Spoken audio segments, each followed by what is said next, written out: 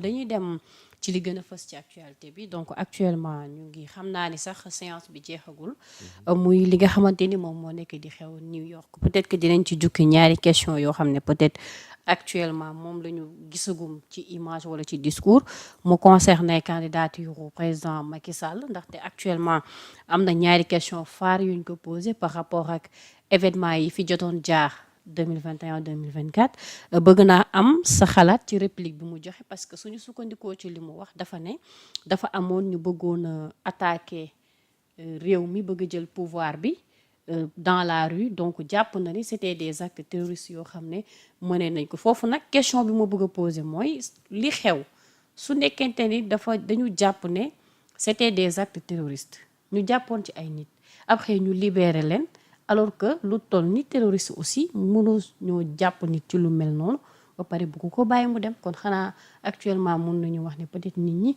mun nañu nekk en danger c'est-à-dire man problématique boobu laa am par rapport ak peut-être propos yi mu tenir ak li nga xamante ni moom moo xew. waaw xam nga li xew moom nit ñi gis nañ ko. li xew lan la xewee ak fan la xewee nan la commencé gis nañ ko. am nit a dem ci benn bërëb ñu am lu ñu ko fa diiñ si jiiñ boobu noonu mu am ay manifestation de rue 2021 ba 2023 Sénégal nekk ci diggante jaxare donc ci événement yooyu noonu gis nañ fi lu bëri am na loo xam ne bañ ko waxee ca jamono bi nit ñi dañ ko weddi woon mais dañoo dem ba ci biir nga gis ñu toog di ko avouer ndaxte toog nañ fii gis 2STV ministre Aline Diop de Bambey mu ne Bambey bu daan tàkk maa ko daan taal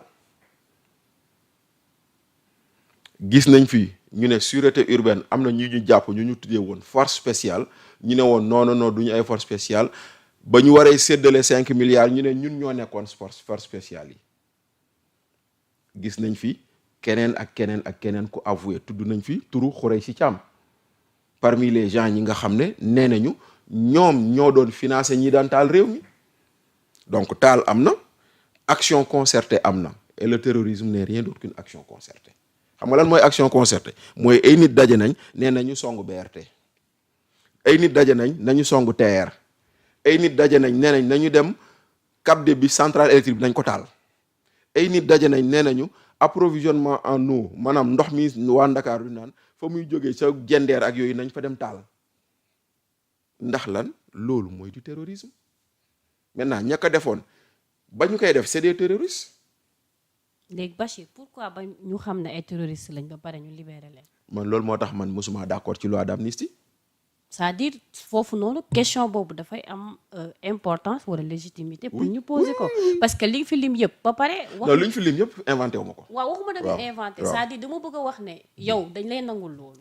sa thèse. peut-être am na ñu jàpp ne seen leader la ñu xañoon ay àqam ak yelleefam pour mu participer ci élection ba foofu on est d'accord. mais man sama question mooy noo mën a xamee ni ñii ay forces spéciales lañ. ñi ay terroristes lañ après ñu libéré leen. waaw loolu noonu mooy lu Macky Sall wax nee na j'ai fait la loi d'amnistie contre la volonté de mon propre camp man bokkuma woon ci campam mais je fais partie des Sénégalais yu d'accordul woon. waaw à l'époque. waaw ndaxte man dama mës a wax benn kàddu ci mbirum loi d'amnistie je veux la vérité avant le pardon ndaxte tey jii. dañoo jël ñu ngay tudd noonu ñu bokk Pastef seen leader dañ ko toppoon gàllu ko ay tuuma yoo xam ne tuuma terroriste la parce que ne woon nañ Ousmane Sonko dafa lëkkaloo ak waa MFDC pour daanal réew mi dañoo ne Ousmane Sonko dafa lëkkaloo ak ay terroristes djihadistes yu nekk feneen ay financement terrorisme association de malfaiteurs atteinte à la sûreté de l'État léegi loolu yëpp ñu ko ngàlloon nag man lenn rek laa bëggoon xam ci justice mooy ndax état da ko sosoloon wala dëgg la léegi nag loolu. léegi nag maintenant parce que libération boobu léegi nag maintenant la ko état sosoloon. ndax dëgg la am du dëgg. tey jii mënuñu koo xam. ndaxte état bi ko sosoloon état boobu moo jël loi d'amnistie. état bi ko sosoloon moo jël loi d'amnistie. te it du wax jee bëri rek waaye ñoom bañ leen di defal loi d'amnistie boobu noonu bañuñu woon it. ah mais est-ce que d'accord nañ aussi. bañuñu xam nga bañuñu woon it buñ d'accordul it bañuñu. loolu mooy lu am mooy maanaam loi d'amnistie bi ki ko jëloon lu tax mu jël ko moo ko xam ndaxte nee na j'ai voulu laisser un pays en paix loolu la waxaat tey mais maintenant moom si lu mu wax noonu ña ñu jëlaloon loi d'amnistie bi ñoo ñëw ñu ne ñun bëgguñu loi bi te bul fàtte ni lan la dañoo wax loi d'amnistie ñoom ñu ne bëgguñu te lu tax ma naan la bañuñu xam nga fan laa ko teg jëlal ñetti loi ou ñeenti loi yi nga xam ne voté nañ ko avant loi d'amnistie bañ ci voté bu ne rek Pastef da kaa attaqué conseil constitutionnel loi bi dugalaat ñoom Khalifa Sall waa Pastef dañ ko attaqué conseil constitutionnel mais ba ñu dugalee loi d'amnistie dañoo ne miig toog noppi moo tax may la bu ñu waxul ni bëgg na ñit bañuñu parce que lu ma lay wax lu ne firnde laa lay jox maintenant ñii ñëwoon nag ñoom ñuy bañul woon ba ñu def leen ba ñu libéré leen bañ leen seetloo bañ leen libéré Ousmane Sonko Bassirou Diomaye lu ñu njëkk a dem dem uti mooy non-lieu wala génnu fii la génn di après nag ñoom ñu toog seen ay discours commencé di wax Ousmane Sonko toog dem di campagne mu ne bu ñu amee majorité loi d'amnistie lañ fiy njëkk a dindi mu wax ko ñëpp di ko dégg président Diomaye di def discours 31 décembre 2024 à la nation muy waxu événement yi xewoon ca Caaroy 44 yaa ngi koy fàttale ko. naa ko couvrir. voilà mu ne mënuñoo toog di laajte la lumière ci li xewoon Caaroy 44 alors que lu xew récemment. kenn du ko kii.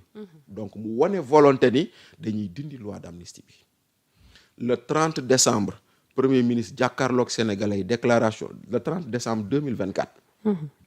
premier ministre jàkkaarloog sénégalais yi déclaration de politique générale mu ne nous allons rapporter la loi d'amnistie rapporter la wax Thérèse Faye Diouf ñëw taxaw ne ko monsieur le premier ministre ñun dafa leerul suñu bopp da nga wax rapporter wala abroger muy tontu Thérèse Faye Diouf ne ko rapporter est un mot impropre parce que on ne rapporte pas une loi on rapporte un décret donc nous allons abroger la loi te ñun ñëpp dinañ wuy ji bu ko jaree kon nag tey jii nag sénégalais bu toogoon doon xaar amnistie ñu dëndi ko fi pour ñu xam lu ñu leen di tuumal dëgg la am du dëgg ñu toog indil ñu interprétation. mais Bachir foofu aussi dafa am piège bu fa nekk. lan piège moo fa nekk parce que bu ñu abrogé carrément. mais est-ce non que liñ bëgg dina sotti. si. ci naka. c'est-à-dire que il y a abrogé et annulation c'est du droit. ok si tu abroges la loi ne peut pas être rétroactive mais ouais. Si tu annules la loi n'est censée jamais avoir existé. comment annuler. mais ci cas de figure bi. non projet de loi d'annulation. ok point final. d'accord Bachir. c'est-à-dire que. kon nag foofu noonu y a aucun piège maanaam.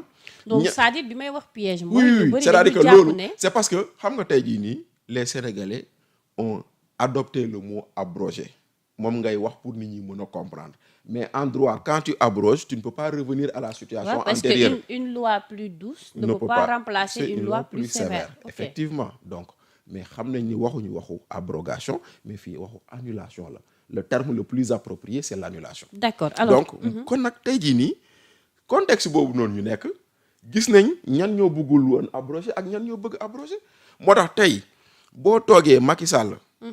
ñu ne candidat la à l'ONU ñuy bañ candidature am yëpp dañu ne am na ay morts durant son régime loolu lañ ko wax mais yéen Macky Sall Ousmane Sonko moo ko tontul ba fi étudiants yi yëngatoo Ousmane Sonko taxawul assemblée nee ñu force reste à la loi taxawul assemblée nee ñu nu mu tuddati man maa ne ministre de l'intérieur ñi nañ dugg université régler problème bi xanaa c'est pas la même police xanaa c'est pas la même gendarmerie lu tax l'ordre que Macky Sall peut donner pour rétablir la paix ordre boobu ñu mën ko ne c'est un ordre criminel te ordre bu Ousmane Sonko joxe kenn du ne c'est un ordre criminel. est-ce que ñaari cas yi ñoo yem. déedéet ordre laa lay waxuma waxu cas yem eggu tollaguma ci yem. waaw mais xam nga ordre aussi dafa may conséquence. waaw mais c'est-à-dire que est-ce que Macky Sall benn ordre la joxe wala fukki ordre wala ñaar fukki ordre bi benn événement mu am benn nit dee. mais soo bu dolloon 100 fois peut-être que 100 fois dina joxe waat ordre et 100 fois peut-être xëy na nit dina dee foofu laay waxee donc tu vois bien donc aujourd'hui kon est-ce que on peut reprocher à un chef de l'État qui a juré de défendre et de protéger les institutions de ce pays de prendre les moyens que l'État la force légale bi nga xam ne état moo ko jox pour maintenir l'ordre. D'accord on ne peut pas lui reprocher ça. alors ñu avancer ci beneen question bi Bachir parce que laaj nañ ko par rapport ak position ci mbirum phénomène borom ñaari tur yi et je pense que li mu ci wax leer na parce que nee na dina défendre charte Nations Unies bi te aussi dina faire respecter la dignité humaine. waaw mais xam nga loolu noonu ñun Sénégal nous sommes un pays de croyants de façon générale et ce pays de croyants c'est un pays qui ne veut pas de mbirum borom ñaari tur yi. mais nag ñun Sénégal nous sommes 18 millions de personnes sur 6 milliards d'habitants dans le monde. Donc ñun bu fekkente ne on veut amener quelqu'un aux Nations Unies pour le problème du Sénégal ou le problème du monde, maintenant Macky Sall il ne va pas dire tout de suite que non je suis contre les borom ñaari tur. Ça ne vous attendez pas qu'il le dise parce que poste bi muy jël poste boobu noonu dafa bokk ci ay déclaration am ci ay chartam ni on protège tout le monde et tout le monde bàyyiwul kenn. Ça c'est une vérité aussi. non soyons honnêtes gis nga lan la il faut. Et la preuve ñoom demandé woon nañu son excellence. Voilà. Bassirou Diomaye Diakhar Faye de ne pas promulguer la loi. Justement maintenant est-ce que l'ONU qui a demandé à Bassirou Diomaye Faye de ne pas promulguer la loi nga yaakaar ne dina jël njiit boo xam ne danaan il va réprimer les borom ñaatu dafay nekk contradiction day nekk une contradiction. Maintenant nit ki mën na am gëm-gëmam mën na yor conviction boppam mën na yor ay opinion boppam mais dafay am foo xam ne fii nii institution bi li la laaj loolu lay doxal. Donc moi je suis pas surpris de voir un Macky Sall dire dinaa faire respecter la charte des Nations Unies. Mais ça ne veut pas dire dinaa défendre borom ñaari tur yi tamit xam nga. faire respecter dafa nuancer voilà en fait. dafay nuancer. C'est-à-dire réponse bi dafa nuancer. La réponse dafa nuancer c'est-à-dire que tu ne diras pas je suis contre. Ni non ni oui. waaw tu ne diras pas je suis contre tu ne diras pas je vais les défendre. D'accord. Voilà donc foofu ngay comprendre. Est-ce que mënuñu wax ne kon loolu est-ce que du nekkul ci benn entre le marteau et l'enclume? Oui, entre le marteau de ses convictions et l'enclume de la réalité que dicte le monde.